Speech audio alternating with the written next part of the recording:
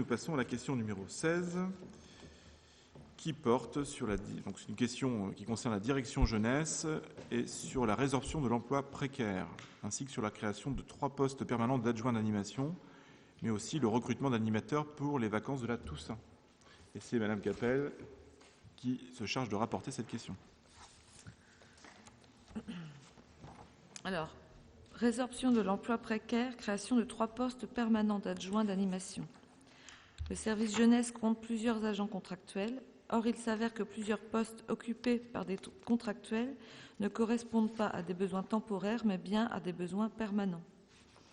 Il est proposé la création de 3 emplois d'adjoints d'animation à temps complet à compter du 1er octobre 2015 pour réaliser les missions suivantes. Préparation et animation des temps d'activité périscolaire dans le cadre de la réforme des rythmes scolaires.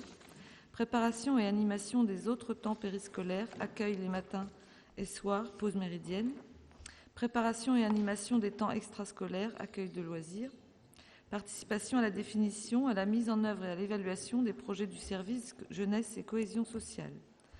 Ces emplois pourront être pourvus par des fonctionnaires de catégorie C de la filière animation au grade de adjoint d'animation de 2e classe, adjoint d'animation de 1re classe. Ce recrutement se fera par mutation, nomination après concours ou recrutement direct. La création de ces 3 postes n'aura pas d'impact sur la masse salariale puisque ces postes existent déjà sous la forme de contrats d'accroissement temporaire d'activité. Il est donc proposé au conseil municipal de créer 3 postes d'adjoints d'animation de 2e classe à temps complet à compter du 1er octobre 2015 et de modifier ainsi le tableau des effectifs. On passe d'abord celui-là ou les deux ensemble? Non, celui-là d'abord. Celui-là d'abord et après le deuxième ou... Les deux ensemble? On fera les deux ensemble, on verra s'il y a des questions ou des remarques. Ensuite, recrutement d'animateurs pour les vacances de la Toussaint. Dans le cadre de la mise à disposition du service jeunesse de la ville auprès des services de la communauté commune Avranches-Mont-Saint-Michel pour l'organisation des activités des accueils de loisirs sans hébergement, les effectifs du service jeunesse doivent être renforcés par des emplois temporaires afin de répondre aux exigences réglementaires en termes d'encadrement et d'assurer un accueil de qualité aux enfants inscrits. Donc, le tableau que vous avez récapitule les besoins du service jeunesse pour les vacances de la Toussaint de l'année 2015. Donc, l'accueil des 3-6 ans, pour la première semaine des vacances, il faudra un stagiaire BAFA, un ou une. Pour la deuxième semaine, il faudra un animateur ou une animatrice BAFA et un stagiaire ou une stagiaire BAFA. Pour les 6-12 ans, je précise, pardon. Pour la première semaine, un animateur ou une animatrice BAFA et pour la deuxième semaine, un directeur ou une directrice ALSH animateur BAFA.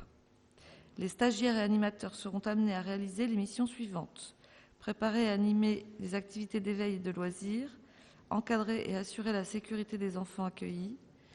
Les agents recrutés devront être titulaires du brevet d'aptitude aux fonctions d'animateur, donc le BAFA, ou du brevet d'aptitude aux fonctions de directeur de centre, BAFD. Les personnes qui sont en cours de réalisation de ces diplômes pourront aussi être recrutées.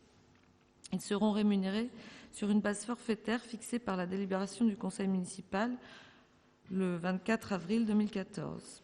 Il est proposé au conseil municipal de recruter des stagiaires, animateurs et directeurs BAFA dans le cadre de contrats d'engagement éducatif dans les conditions ci-dessus. Merci. Donc il y a deux questions qui sont liées, bien évidemment. Je vous propose d'en débattre si vous avez des questions ou des remarques à formuler. Est-ce que tout vous semble clair, qu'on voit qu'il s'agit évidemment de renforcer nos dispositifs d'accueil pendant les vacances, notamment les vacances de la Toussaint. Tout ça se fait bien évidemment en bonne intelligence avec la communauté de communes.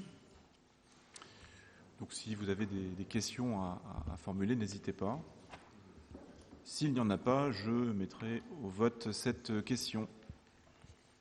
Donc je considère qu'il n'y a pas de remarques ni d'observations. Donc je mets au vote. Qui s'abstient? Qui est contre? Personne. Donc à l'unanimité, cette question numéro 16 est acceptée.